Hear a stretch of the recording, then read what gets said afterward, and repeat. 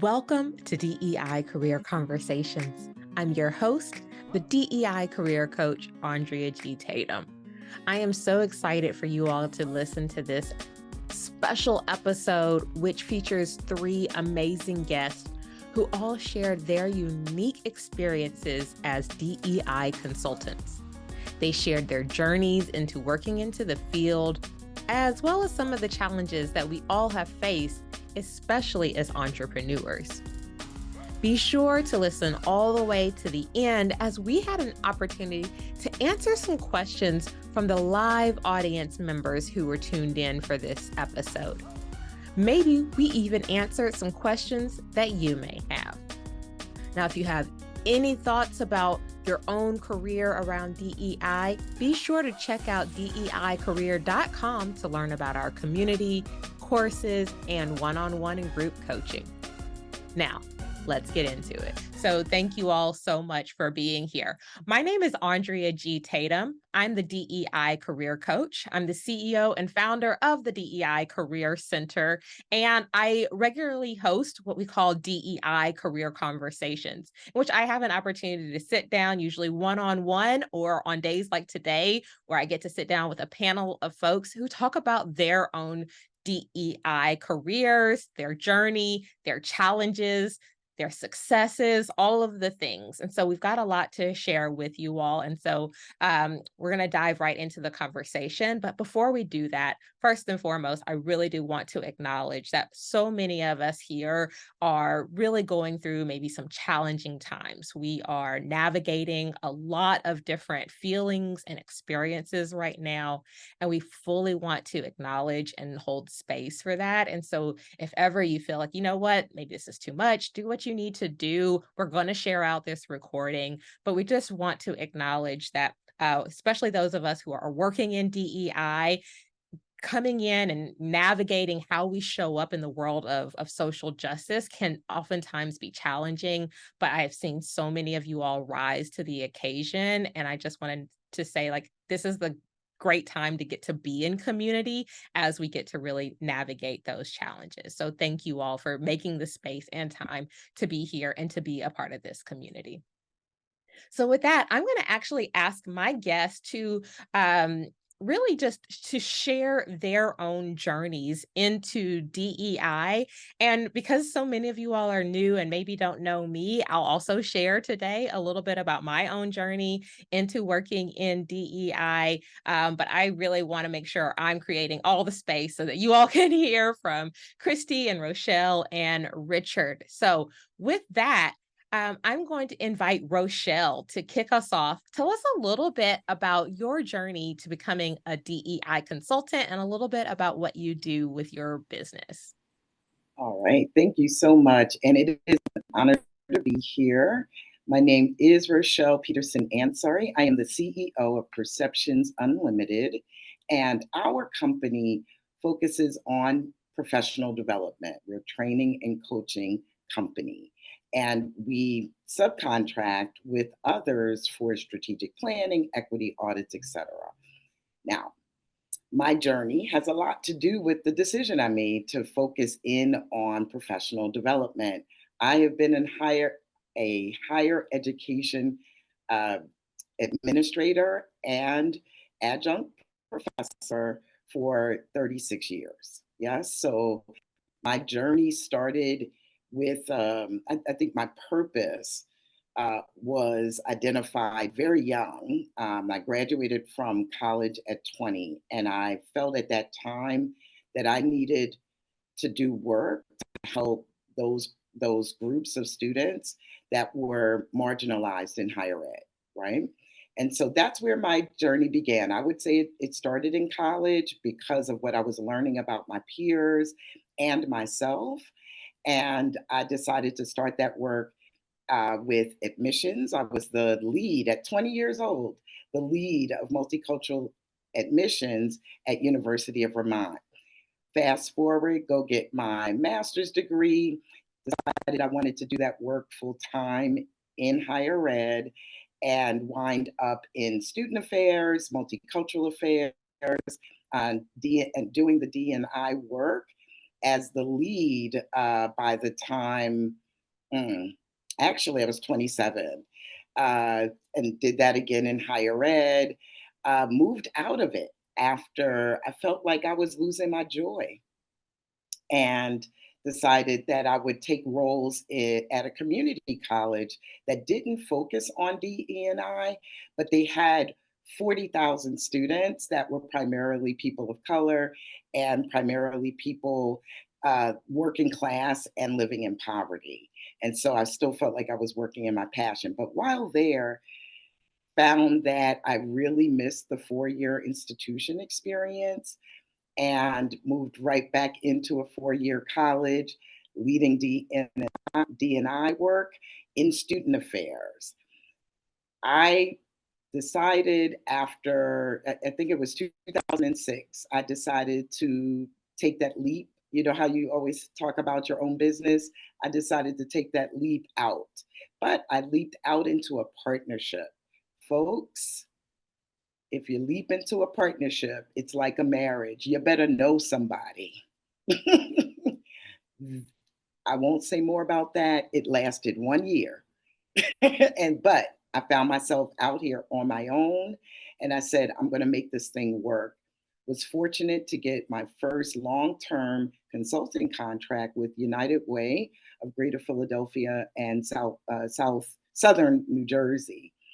And I ran an initiative for their women's council, so one of their volunteer groups, and meanwhile was facilitating trainings for them, for that group, for other youth development programs that were served by United Way, and I was a facilitator for the Anti-Defamation League. That's a part, that's a part of my facilitation journey. I decided while I was out there on my own, I really was an independent contractor. I wasn't building a business. And so in 2018, knowing that, I go back in, but just for a minute. And I went back in again to do the work that I was in an academic department, and I was interested in helping pre-professionals with building their cultural competence, right? Pre-professionals. I was working with teachers or pre-service teachers. I wanted to catch people before they got out there and potentially did harm, yes, to our children. And so did that work for about 4 years, but I'll tell you, I was not made for that particular job. I'm a scholar, researcher. I'm not a person to put butts in seats and just be okay with what happens. And I told you I started in 2018. So the pandemic hits a year and 9 months into my journey there. And as you know, a lot of us did a lot of reflection during that time. I decided that I was going back out again. When I was ready to go back out, I wasn't coming back. Yes. And I began my journey to really build a business to leave a legacy at that time, May 2022, and I haven't turned back. Thank you. Ooh, Rochelle, thank you for sharing that. You dropped so many things, even just in that of talking about being an IC versus building a business and building a brand. We'll try to get into that a little bit, but with that, thank you so much. And you all will be able to ask questions. So I'll do my best to get to audience questions towards the end of the show today. So feel free to drop things into the Q&A and we'll try to get into that. So Richard, why don't you give us a little bit about your own unique journey into DEI consulting? Certainly, I'm happy to. Welcome, everyone. It's such an honor to be here.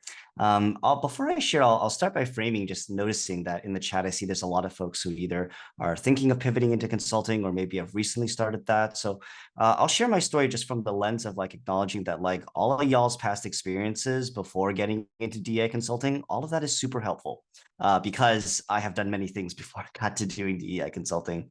I can start my journey in so many spaces, but I'll start it sort of just for the sake of consistency or concision here in college.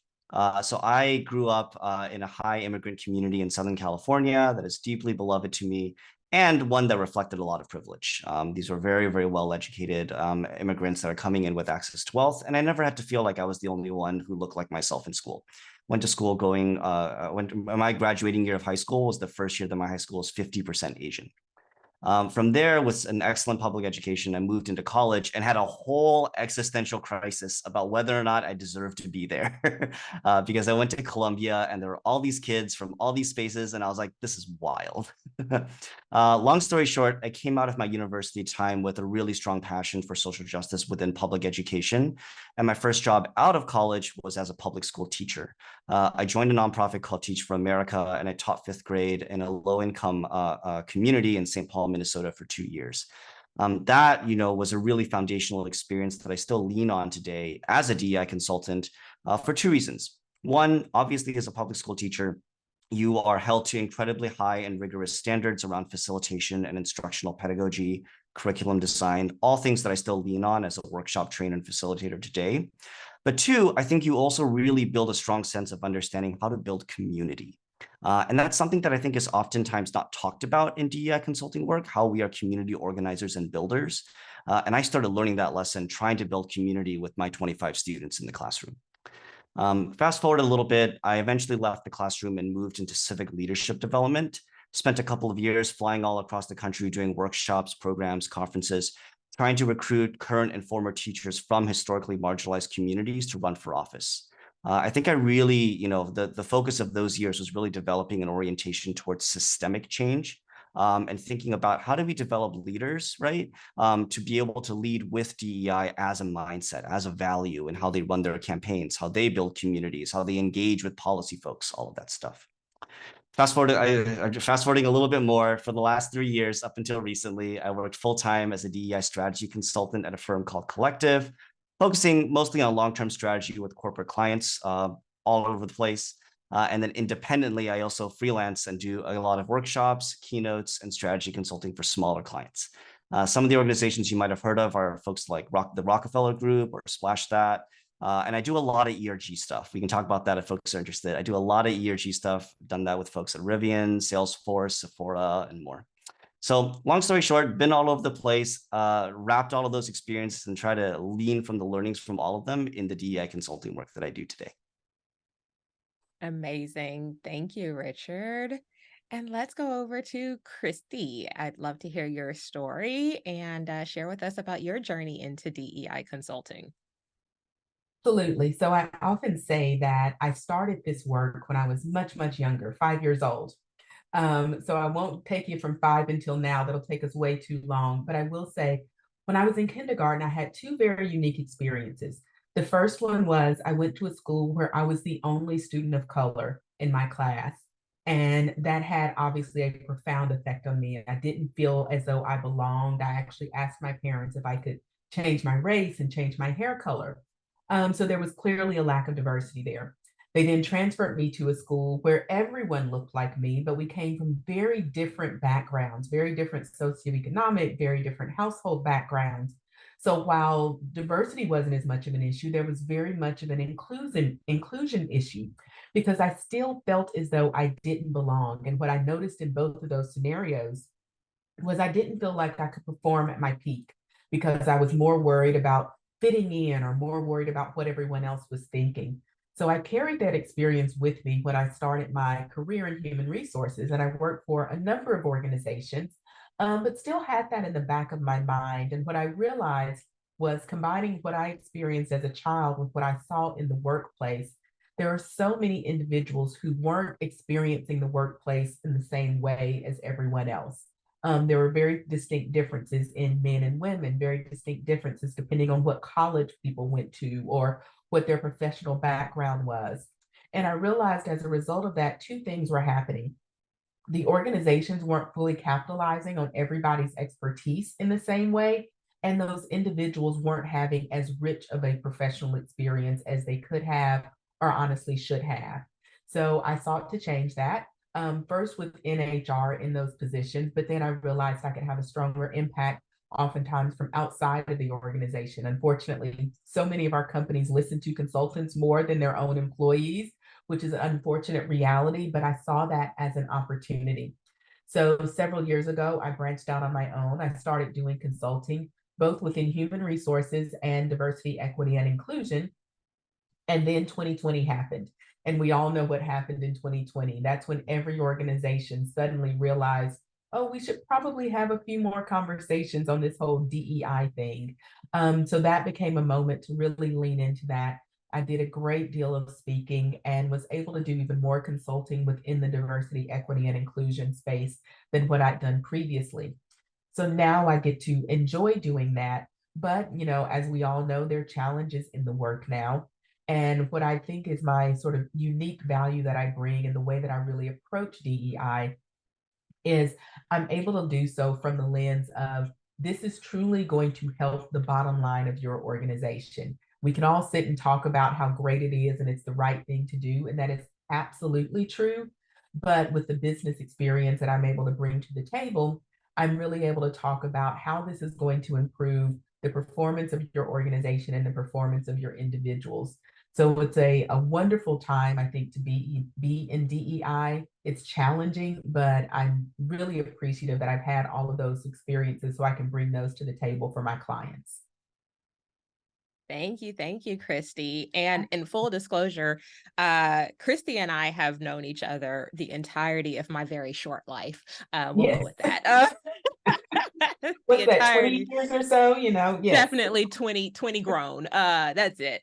And so, and I'm very appreciative. I'll, before I even kind of talk about my own journey, I have to thank Christy, because as I was navigating my own journey into figuring out what it was going to look like, Christy was there, and I reached out to her, and we hadn't connected in a very long time. And I said, like, hey, I'm figuring this thing out. Are you open to it? And her answer was absolutely yes. Here's some things that I've done. Here's a contract. Do you want to look at that? Here's this, like, and just to have someone that I trust, that I know has such extensive knowledge, be willing to support me in my own growth has been critical. And Christy has been by my side as a co-facilitator for organizations like Starbucks and some other companies that we've had the pleasure of working with as consultants. So my own journey actually really starts similar to Christy's, as a really young child, really kind of dealing with race, being the only, also having grown up in Nashville, going to a high school in which my race and my academic prowess were kind of deciding that, oh, I could be a part of the 40% of students chosen to go into a magnet program, which is all about busing students into schools. And so, my whole identity, my whole self has been a part of these systems that have been trying to change what has historically excluded people who looked like me. I then went on to college and ended up graduating a little bit early, and decided that I was going to take a job working at a performing arts center in Nashville. And what I immediately realized was that here I was thinking that my job was marketing, because that's what I graduated to do. And I immediately realized a few things about working in the arts in Nashville. That one, the audience itself was predominantly older, white, and quite affluent. That was not necessarily my story. And so I didn't see people who looked like me in the audience. I was one of maybe 3 or 4 Black people within the organization itself. So that was also interesting to not have that, especially coming straight out of college and looking for those connections. And I really realized that even the art on stage had an opportunity to be more diverse in the stories that we were telling. So I was extremely lucky that I worked at an organization that was open to listening to a very young Black woman going like, hi, excuse me, can we change these things? And I immediately started thinking about how could I, from my own sphere of influence as a marketer, think about making changes to the audience, thinking about changing the art and accessibility. And so I was getting to work on everything from when I talk about accessibility, even physically, how do people feel included when they come into the space? Because oftentimes when you're in those spaces that have historically been for more affluent people, people had concerns that, well, do I have to come in a gown? Do I have to come in this? I can't afford to come. So how do we make tickets more affordable and increase access? So that was really my career in the arts, from the Tennessee Performing Arts Center to working in Atlanta at a couple of small regional theaters to working at the San Francisco Symphony. I then decided that working in nonprofit meant nonprofit for my purse. And so I needed to kind of figure out, like, how could I live in the Bay Area? And I decided to pivot into tech and taking so many of the learnings and skills that I had taken working into tech and pivot that into a product marketing role. But I saw the same things, and I really then began to navigate how could I work in DEI as that was becoming a growing industry. And again, taking the skills as a strategist, as a planner, as a community builder. And when I say community, and this is like really like, how do you build the community around you to have those accessible ways to enjoy something that I'm so passionate about in the arts. And so like, I kept figuring out, like, how do I build on that? How do I build on that? And long story short, ended up taking over DEI at Tableau as a part of a 2-person team, which was really interesting because that meant I did everything, data, strategy. We were then a part of a huge team at Salesforce with 20-something people. And so you get to see all the different aspects. I then decided to go into a part of a consulting company many of you all may be familiar with, called Panelist, where we really focused on workplaces for women. But I was really passionate about telling the stories of women of color. And so I found myself kind of expanding beyond the work that I was doing there and eventually going out on my own, as I found that the things that I really wanted to work on, like employee resource groups and strategy, and getting to advise. And so I was getting to advise a lot of companies, but I found that I loved that ability to work with more than just one company in the way that I was when I was in-house. So that's what I loved about consulting. I ended up just pivoting, doing my own thing full time. And so I started the DEI Career Center in order to really help people who were on a similar path as myself, because like Christy, I wanted to be able to be a resource for people to figure out, like, how can I be a support system as people figure out what's next for them. So for those of you all who are new to me, to the DEI Career Center, I'm glad you're here. That's my own journey. And so again, feel free to drop any questions that you all have in the Q&A, and we'll try to get to those. But I want to just ask a question, specifically, maybe Christy, if you could talk a little bit about, were there any key experiences or qualifications that you felt like you gained along the way, and all of those experiences you had, that you're like, I kind of pull from that on a regular basis as a part of my DEI consulting? Yes, absolutely. And there are a few of them. So the first is understanding business drivers. And I think so often when people think about DEI, they don't always think about it through the lens of finances. But let's be honest, every company out there is trying to make money. So when we can help organizations understand this isn't just a nice to have, this is actually a bottom line imperative, then we're really able to speak kind of the language of business, so we can make that business case and hopefully bring them on board with what they need to do differently. So that was really important to me. I think the other thing is understanding people's core fears, which is, something I think we don't talk about a lot. Some of the resistance that we sometimes see to DEI initiatives are, A, people are either scared of losing the position that they have now, or B, people don't understand others' perspectives. We all see the world through our own eyes, and all of us oftentimes assume the way I experience the world is the exact same way that someone else experiences it. So if that's the assumption and if that's the belief, then if I go and tell you, no, I'm having a very different experience, your first thought is, well, that can't be so. I was able to be successful. So why do we need to have these conversations about widening the net or bringing other people in? They can just do it in the same way that I have. So understanding kind of some of those core fundamental beliefs that so many people have, those assumptions that we aren't even aware of, was really important. So I knew how to talk about this work. So I knew how to help people see the value and see the necessity of it. So I think those are two things that I didn't always know were going to be such a big part of what I do on a day-to-day basis, but it's really helped make it a little bit easier to get people to accept this as something that's necessary, as a conversation that's worth having, and as an initiative that's worth investing in. I love that. I'll open it up for Richard and Rochelle if you all have anything that you want to, kind of add again about like your experiences or qualifications from previous experiences that have really helped to inform, how you go about doing DEI. Rochelle, would you like to go first? Sure. Sure. Thank you, Richard. Excuse me. In addition to what Christy shared, I thought that a key experience for me, one, was always designing curriculum, right? And courses. So for the content development, I had a lot of experience there. And I would say my role in the organizations where I was operating like an internal consultant across an institution really helps my potential clients who are pretty much solely focused in their departments, especially in education, right? Many of the departments are very siloed.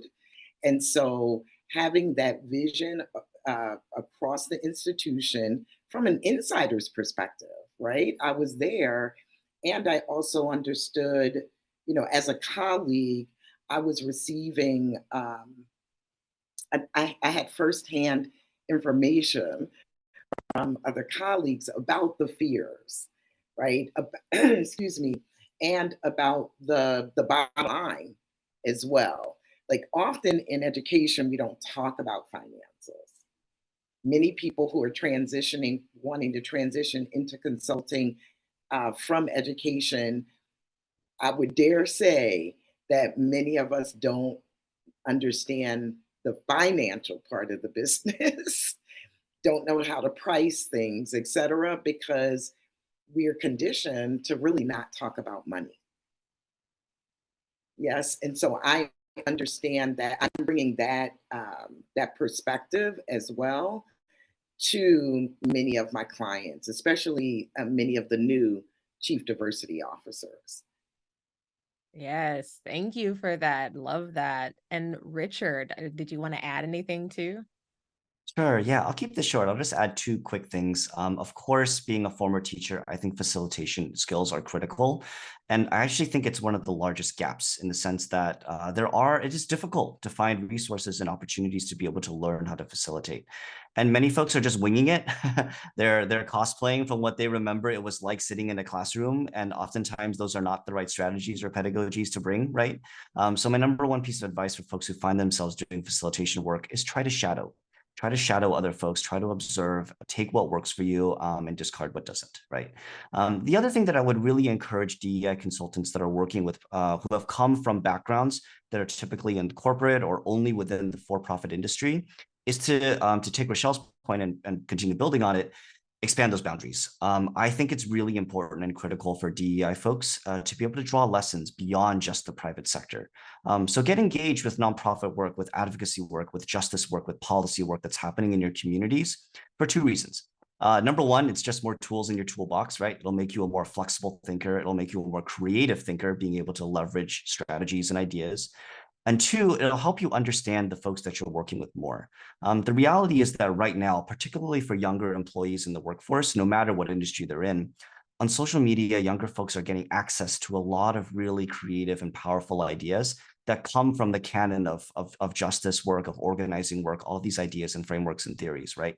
But they don't necessarily know how to translate that into their workspace. And I think that's where you can come in. If you are able to pull ideas, right? If you're able to read not only Paulo Freire but also the Harvard Business Review and be able to think about where do those things intersect, that makes you a much more powerful strategist and a much more powerful, I guess, multilingual in the space that we work in.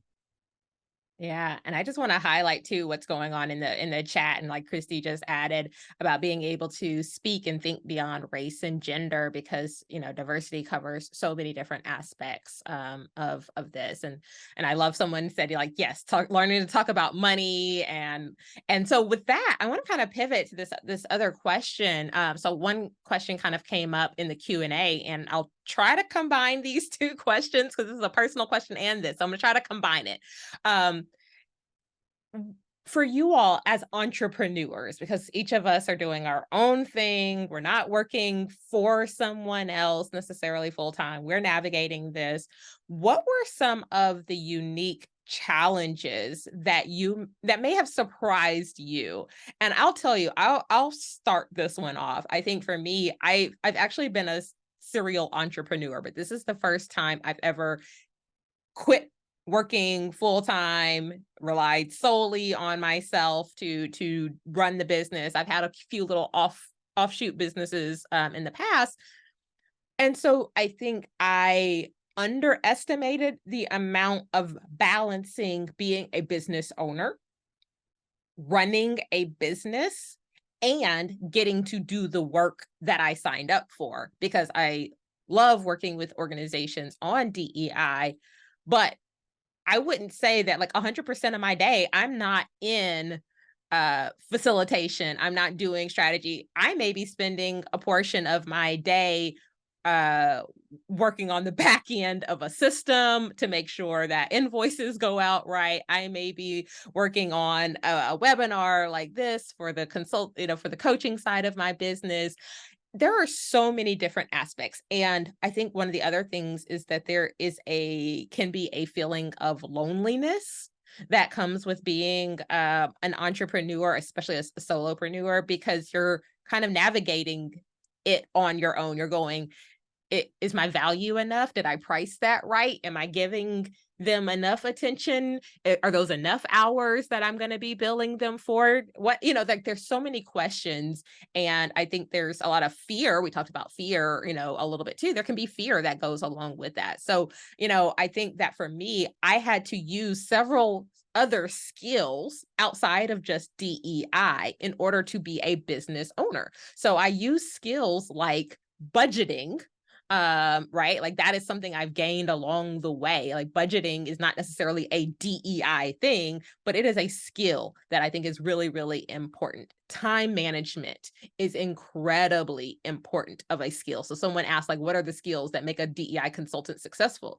I mean, yes, storytelling and public speaking, but it's also, if you're going to be a consultant as an entrepreneur, it's more than just the skills that you're necessarily utilizing. It's also communications is a huge aspect. How are you communicating with your clients? How are you selling your business without necessarily sounding like a salesperson, and creating space to be vulnerable and open and acknowledge that you're not perfect? Because like the moment that you think that you're an expert and that you know everything, like there's a lot that can unravel from there. So I'll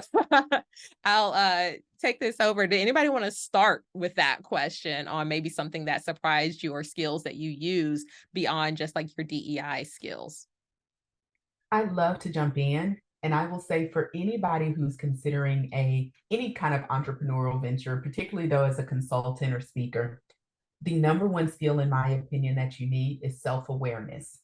And the reason I say that is you need to know what you are good at, and you need to know what you are not good at. And my sister created a framework, her name's Stephanie, which I know is what you were thinking, Andrea, earlier when you saw a Stephanie from Nashville pop up. But she created a framework where she says, either do it yourself, do enough yourself, or do none yourself. And know what category all of your business functions are going to fall in. When it comes to consulting or speaking or training or any of that, I can do all of that myself. When it comes to marketing, I can do enough of it myself. I know what I want to put out there, but then I want to bring somebody else in who's actually going to build the website or do some of those things. When it comes to my accounting, I don't do any of that myself because I know that's not my strength. I'm self-aware enough to know I'm going to mess it up, and I'm going to forget to do something, and I'm going to forget to send out an invoice. So I send all of that out. So be really self-aware and know where your value is, what's the highest use of your time. And then the areas where you aren't as strong, either work on them or outsource them. Even though we're entrepreneurs, we outsource the things that need to in order to really maximize our value. So I would say the number one skill, self-awareness. Know what you're good at and know where you're not, and build up, have that personal board of directors, as I like to call it, in the areas that you need to strengthen. Awesome. Thank you so much for that. Rochelle, quickly, anything you want to add on that one? And then we'll take one more question, and then we're going to go to a few questions in the Q&A. Sure. Just real quickly, I would say the unique challenge and benefit was freedom.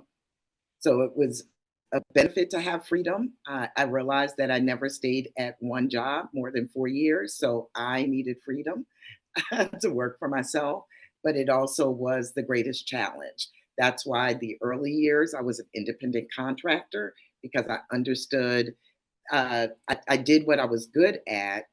I did not develop the business, as Andrea pointed out, right? And so greatest challenge, greatest benefit. Freedom. I love that. I love that. Thank you. And so I see a question in here, and I won't go too much into all the details, but I saw a question about recommendations for like lead capturing tools and services and things like that. One thing I'll say is, depending on where you are in your journey, I use so many different tools. So for myself, for lead capturing, I currently use Dubsado. There's some pros and cons to that. I will say that. And there's always going to be like a learning curve with that. What I will say is, I think a lot of people say, I'm going to be a consultant. The first thing I'm going to do is I got to get my website up. Got to get that website.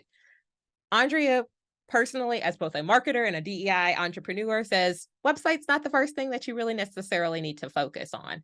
I would say really spending a little bit of time understanding what it is that you're going to offer and what it is that you're going to do is step one. Creating a business plan, understanding, again, your finances. If you're a person who's family and finances depends solely on you doing this, what does that need to look like? Really building a plan before jumping into it full head on, then get to the website, because that will help you make sure you have all the details that you need to go onto the website to accurately communicate what it is that you do, how you're going to do it. And that's still a challenge for me. Like, I would love to tell you all I got that like on lock, but I would say that that's my recommendation, is really starting with your own business plan, then figuring out like what are the tools that you're going to need to support that business, and then kind of figuring it out from there. So there's another really great question. And does anybody else have any tools that they want to talk about that they just absolutely love that they want to talk about? Not necessarily. Yeah, tools are challenging. Like I said, happy to have a conversation about them. They can be pricey, and that's part of figuring out your budget is your operational expenses. So just remember, whatever you're charging people, it's not just how much you are worth. It's like, how much is it worth to run your business? As y'all can tell, like, I really like talking about it from a business standpoint. So I would love to hear from you all. How much experience is enough experience to start your own DEI consulting journey? The question asker says, like, something that stops them from committing 100% is that they don't have 10 plus years of experience. And it worries me because people may think that they're not qualified. I don't mind starting off. So that's an interesting question. I don't think there's any magic number. I can't say that once you have 7.5 years of experience, then you're ready. There's no magic number. But to go back to something Andrea said, first, think about the specific services that you want to offer, and then make sure that you are able to add value in those areas to your potential clients. So that's going to vary. You can't try as a DEI consultant. There are areas that I specialize in, and there are areas that I don't touch. So I don't feel like I have to be an expert in absolutely everything, because I know there's some business out there that isn't for me. But I understand, and again, this goes back to self-awareness. I know what I'm really strong at, so I am able to talk to my clients about those things. And the areas where I'm not, I have a network. I can say, hey, this isn't my thing, but talk to Andrea, because she knows all about the intersection between DEI and marketing, and I'm just going to mess you up there.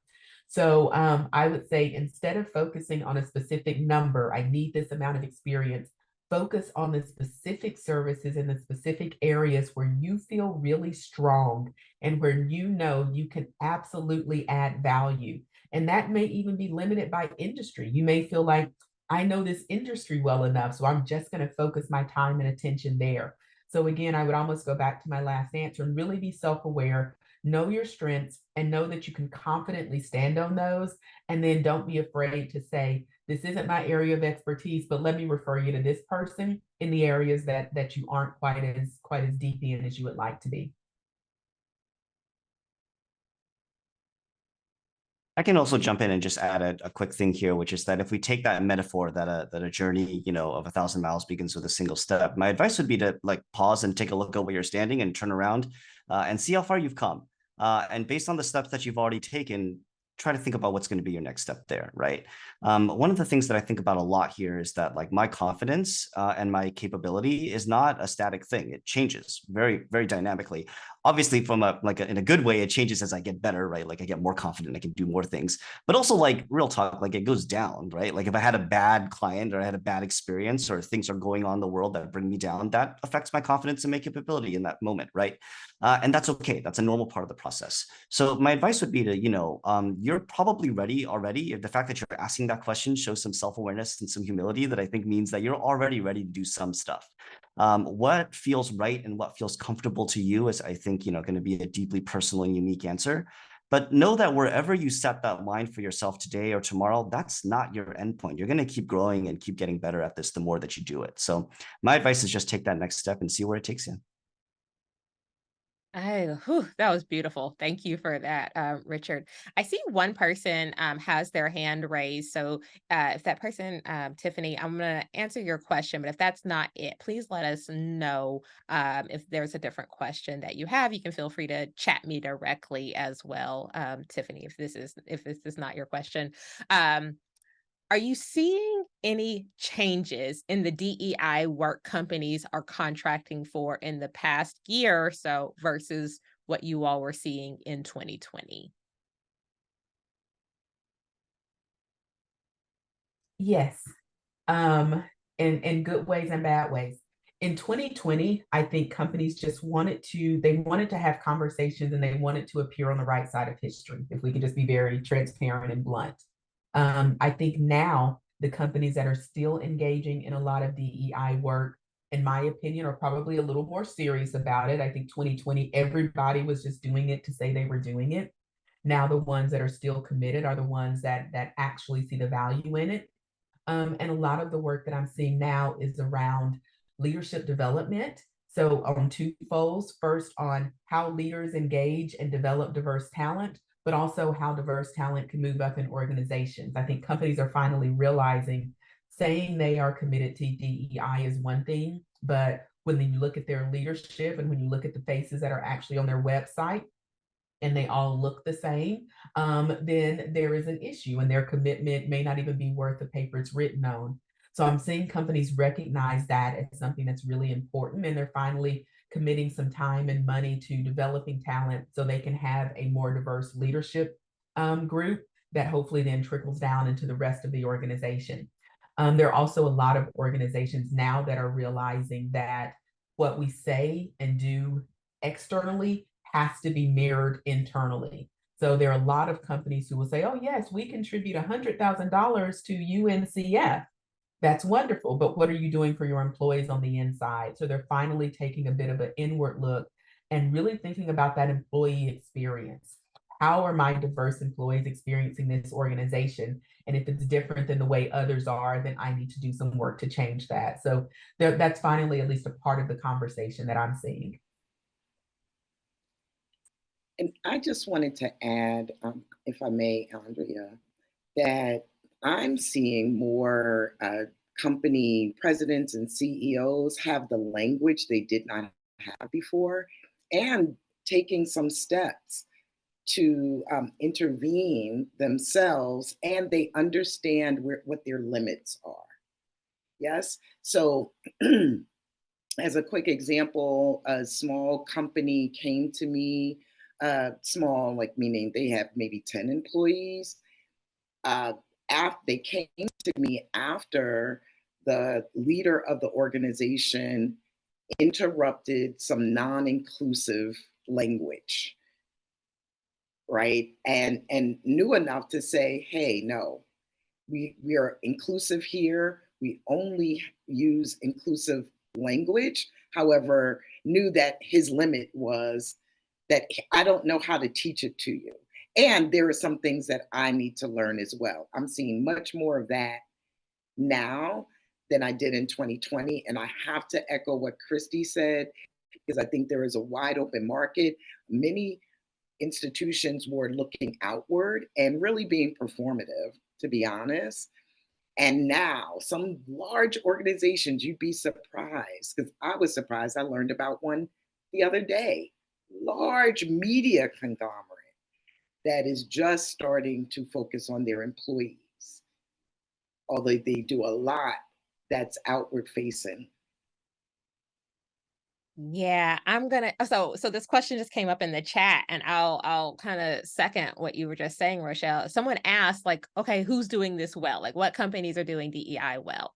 That's actually a really kind of complicated-ish question to answer, because it's what part of DEI are they doing well? They may have some places where they're doing the D well, like they have increased diversity within their organization. And so if you look, they see 50-50 men and women, or they have seen an increase in non-binary, like there's like, what is it that we're looking for to determine good for that organization? And so I will share, so I do have a course that I would invite you all to learn more about. I'll drop some details in the chat, but I talk about maturity of an organization, and every company is at a different level in their own maturity. They may be just getting started. They may not have had a DEI person at all, and they had an HR person attempting, and they were very focused on programs and initiatives. And eventually they level up and change as they mature and focus more on strategy, more on equity, more on benefits and pay and all of these things. They focus more on inclusion and belonging and making sure that they are retaining their talent from different backgrounds. So all of those things, what is it? So there's a lot of companies, to Rochelle's point, big companies, flashy, all the things, and say the right words when it comes to DEI.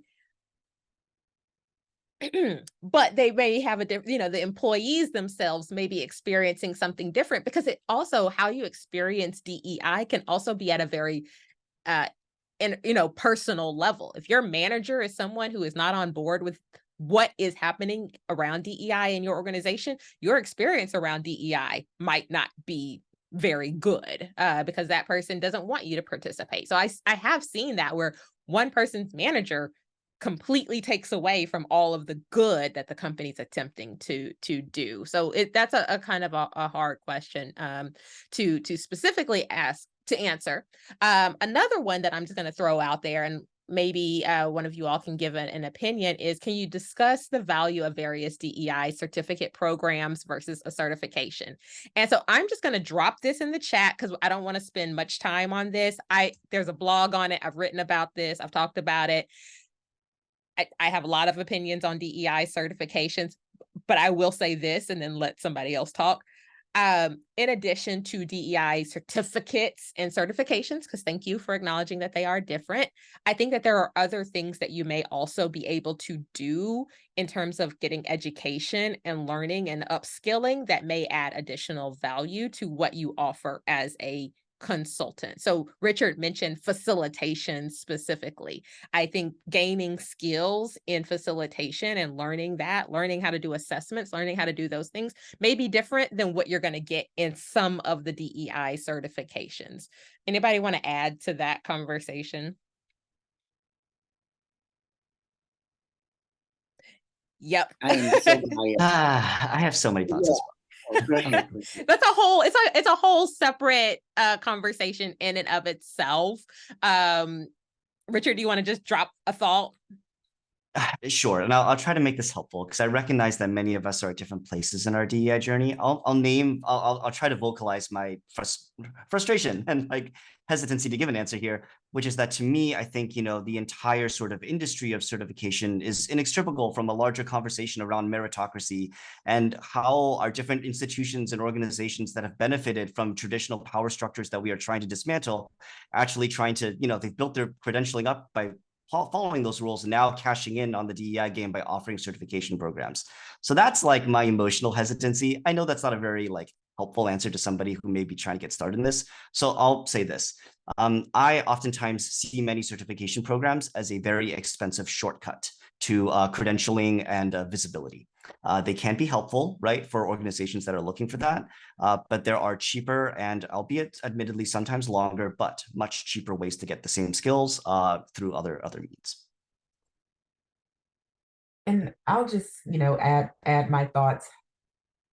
For certificates, certifications, all of those, think about why you want them. Do you want them for the knowledge or do you want them from the marketing ability? And they can serve both purposes.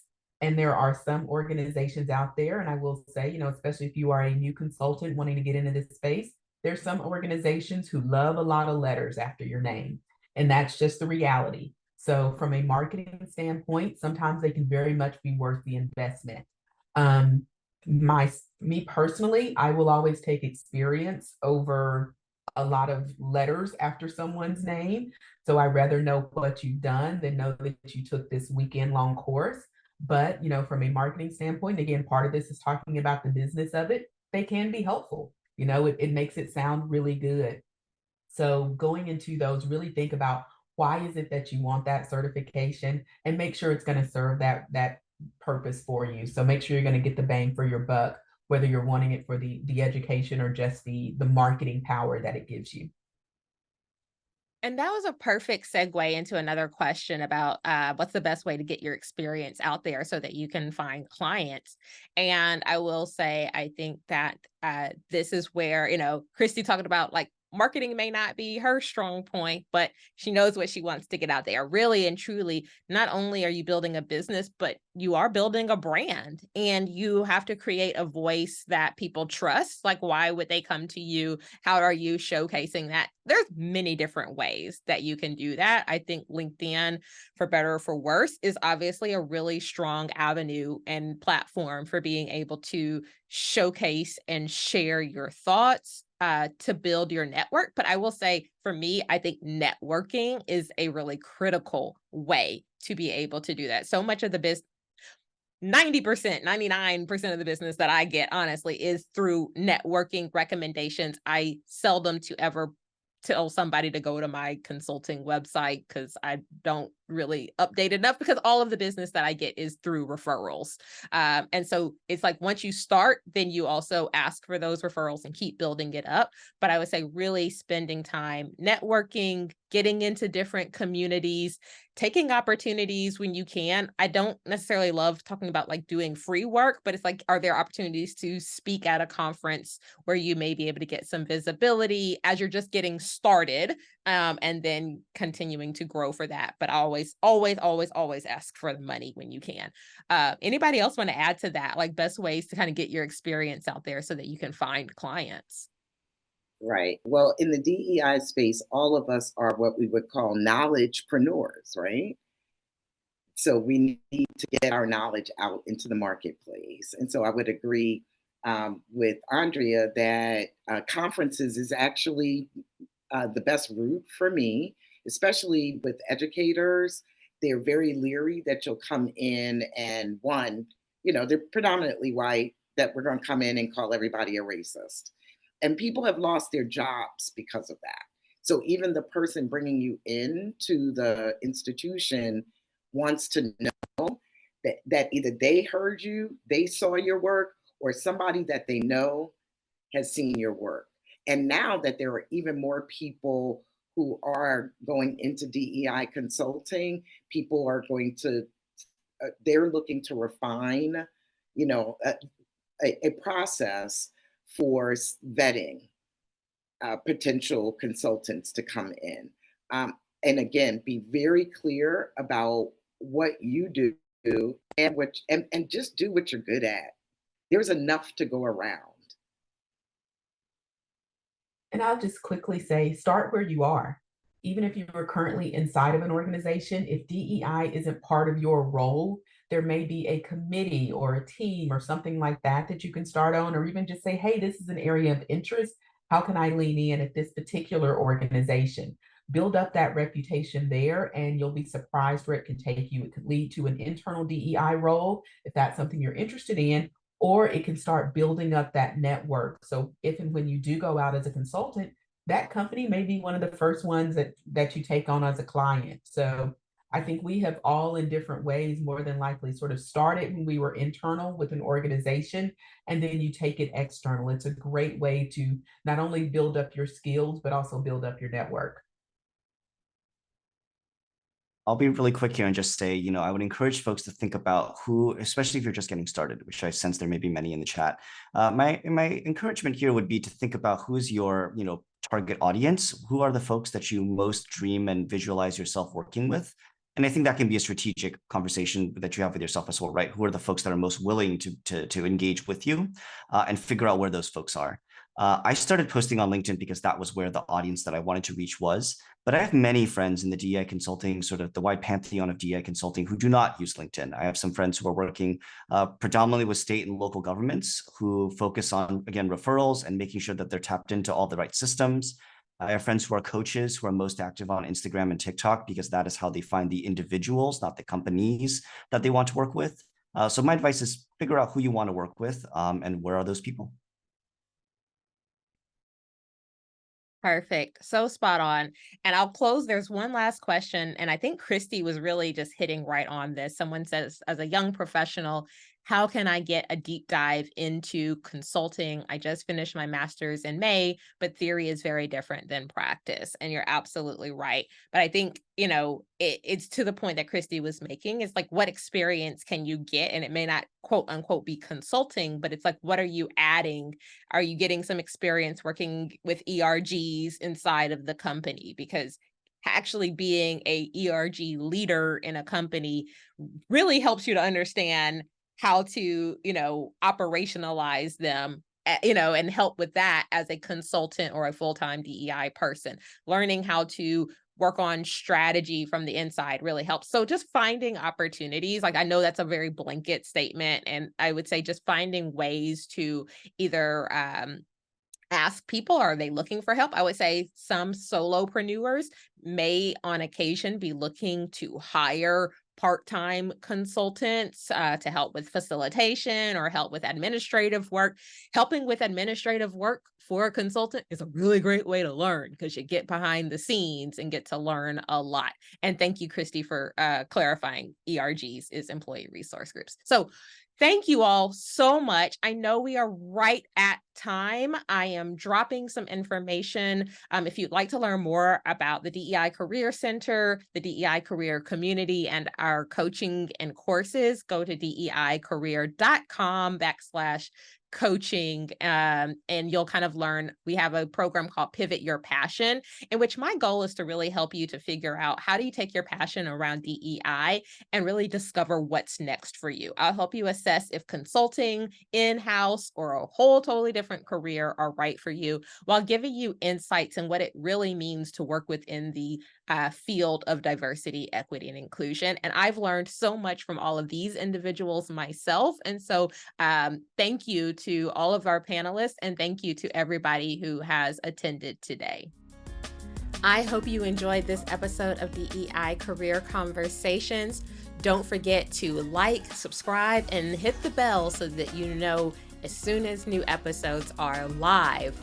Also, if you'd like to learn more about our brand new program, be sure to check out the links below or visit DEIcareer.com and look at our courses. This new course is so exciting because not only are we going to help support you as a job seeker thinking about pivoting your passion into a career into DEI, but we're also going to make sure that you have the tools and resources you need in order to learn how to create data-informed strategies for DEI, how to create metrics, how to make sure that you know how to do the work of DEI by getting unprecedented insights from DEI professionals who are doing this work day in and day out. So I'm so excited about it. I hope that you'll join us. We have monthly community connection calls for anyone who's a part of the program, and you can learn more about it all at DEIcareer.com.